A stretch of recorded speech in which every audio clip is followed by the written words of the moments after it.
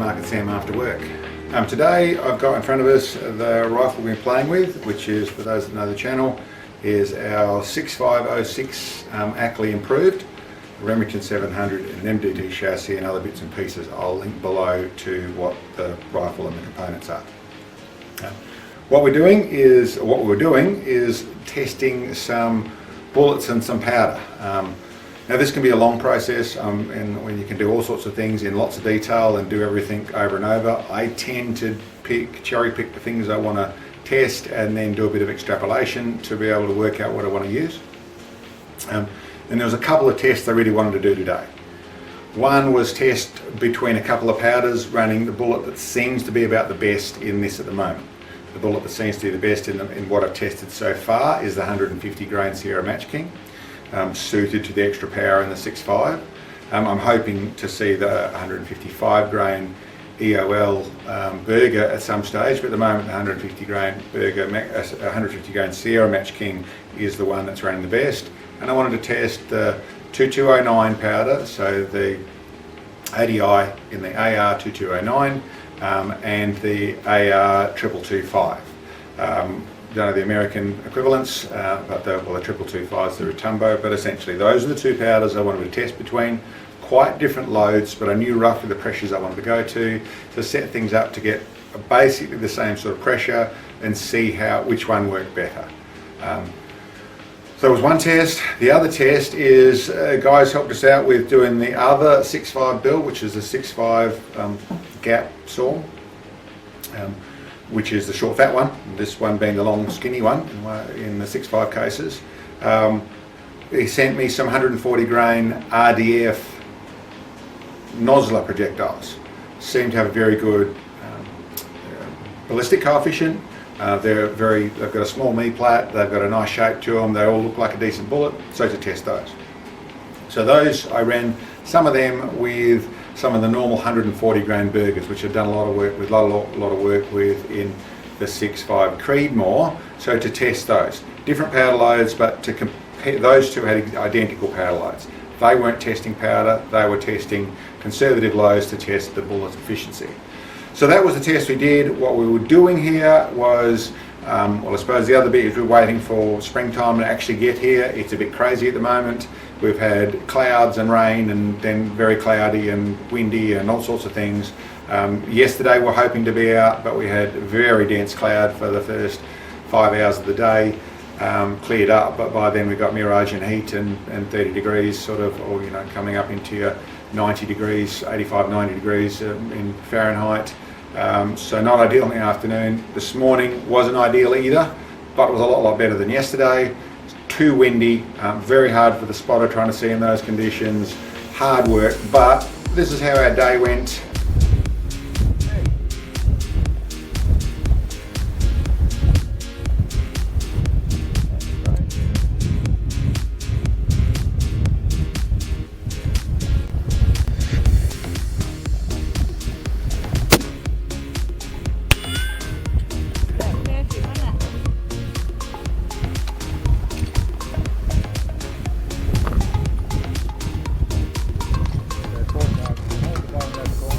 Okay, so you're on the egg? Yeah. Okay. Okay.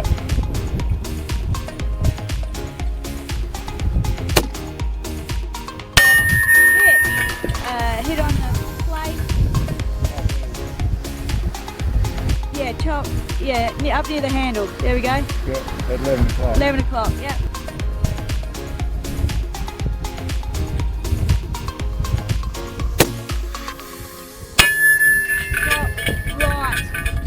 Edge of plate. Held there. What have I got? That was, you record that. Yep. That's 209. That's 209. Okay. 150s. Exactly 38. Okay.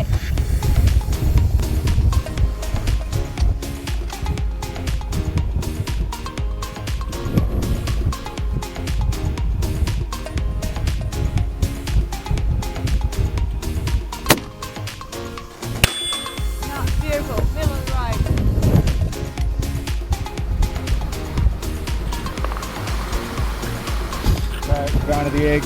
Okay.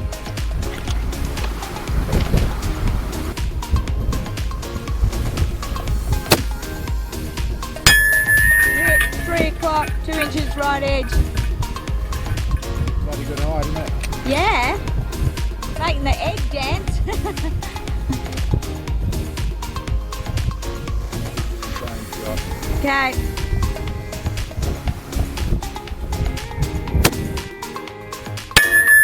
Hit on plate, low and left. Hit the shadow of the egg perfectly. 5 o'clock on I plate. held a little bit there. No, that's the deeper edge. Okay, you want me right? No, it's okay. So, now we'll go to the over there. 35. Okay. And that's 55 and 50. Now we're going to do. So we'll try that. See how that goes. Good idea what we're doing.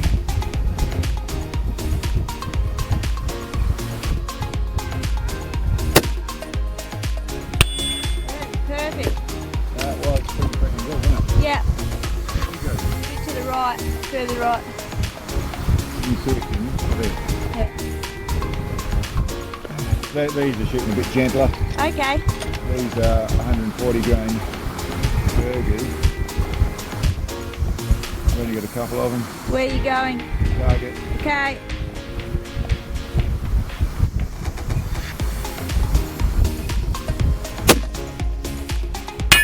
Put on plate, top right, I think.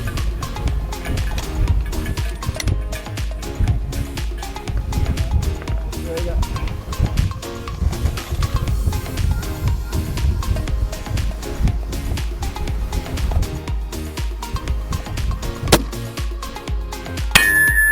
Put on plate, 3 o'clock, edge of plate. Okay, win. Okay.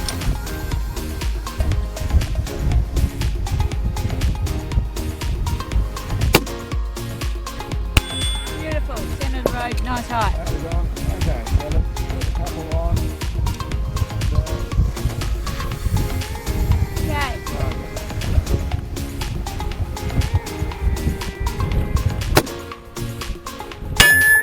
right edge, 4 o'clock. 4 o'clock right edge. Okay, well I'll take the risk and hold left edge.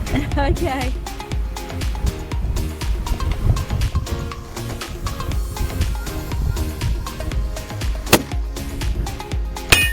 Left edge. 9:30. Left edge. Well,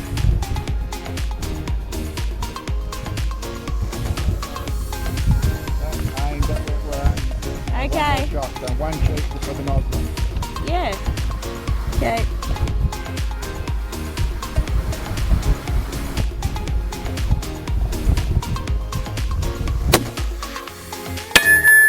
Wait. 9 o'clock, I think. Left edge. I think it just mixed the plate and moved real hard. No. I held tiny bit left of egg. No, it's a lot of wind. They're Yeah. still very good. They're working really nicely. And they end up with Yep. 35.5. Okay. That's the Noslers. Yeah. Radio. So you can see there that all went quite well. What we're actually doing with that, which might have been aware in the video or not, was doing a few shots with every one of the things, every one of the four different combinations, a few shots to get it all dialed in at the green patch of dirt or in the middle of the driveway there, and then over with a couple of shots on the plate each time. Credit to the setup, the rifle side of things, it was on steel every time we aimed there, so we got it on there and it held that. Even in that buffety wind, it still was moderately consistent. Fairly high wind tends to be a little bit, so it wasn't too gusty. Horrible to sit in, horrible to spot in, not that good to shoot in, but it was moderately consistent, and you can see I was getting pushed around mainly to the other side of the plate, but I did get some control on places, but really that's a little bit the nature of that sort of weather. They all shot like I wanted them to. Certainly the Noslers were more efficient, a better BC. The number they claim, I don't know if it's exact, but it certainly is better than the than the Berger. They certainly were more efficient. Interesting note there, I'm not sure if it was where they ended up in close to the lens, because I didn't set that up. They're still fed the rifle properly, no issues, but they shot with quite a bit more pressure. So I don't know if that was their jump or to do with maybe the bullet is a tiny bit bigger, but they certainly ran with a little bit more pressure on the primer, and they hit a little bit harder than what the Bergers did, but they were more efficient. They were about 3 MOA different at that 1100 yards or 1155 yards. Shot really well. Certainly the Retumbo, the 2225, were in a similar pressure load, was working better in this round, and that's where I think most of it's going to settle in the SORM as well, but not sure yet. But it was more efficient. The rest of them, like I said, I got 2 shots on the plate, got 2 hits on steel, didn't get our egg, was obviously pushing the boundaries, but we'll still try. The only one I took 3 shots with was the Nosler. Really, we had some more shots to do after that, but with the Nosler I definitely shot, then held left edge of the plate. It hit the left edge of the plate. I thought, oh listen, I'll have one little cheat here, we'll do 3 with the Nosler, and just missed. So still didn't get our egg, but really happy with how that went. Shot really nicely and super happy with how it went. So anyway, it's just a R&D day. That's what we're doing. I should touch on there a little bit of the way we do and why we do what we do. Most people going to do load developments and test it out and that sort of stuff are going to be in at the range, 100 yards, using a chronograph, getting your group nice and small and getting your extreme speed nice and small, and I get it. Range work, I understand it. And it's not a bad way to do it by any means. We are under the pressure of a couple of things. We have a YouTube channel, so we're constantly trying to create videos. I also like to keep it interesting just for ourselves. The challenge of trying to hit an egg or trying to do something like that is interesting, and I like doing it. The other thing is that we're very time poor, so trying to fit all that in means that you can't do everything. The way I like to be trying to group out at least that sort of distance, and then I can see an elevation, I can essentially be testing my extreme spread. If I've got varying elevation, then I know I'm dealing with speed as a rule. If the gun's shooting properly, then I know I'm dealing with speed issues. But I'm trying to get everything grouping at the same time, which involves me doing the right thing for sure, but it is, like I said, a little bit time forward, trying to make it all happen. But when I can get them shooting, you know, I can get two hits on a 12-inch plate at 1150 yards in those sort of conditions, it's all working all right for me. I'm not too unhappy with it.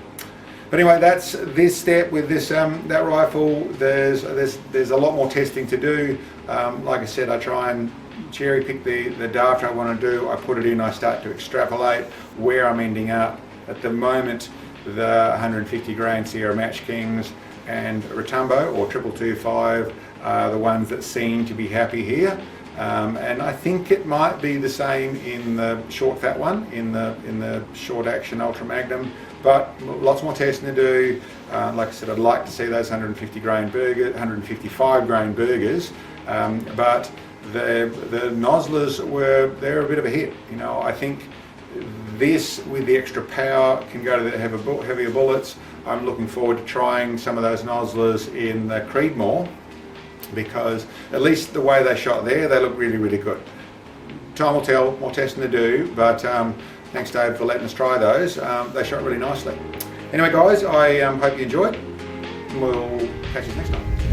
Thanks for watching the video guys, I hope you enjoyed. Down below here we've got a link to our web store where we have some of the specialised long range shooting products that we actually produce. Check them out. And for those of you who can, it'd be great to get some help.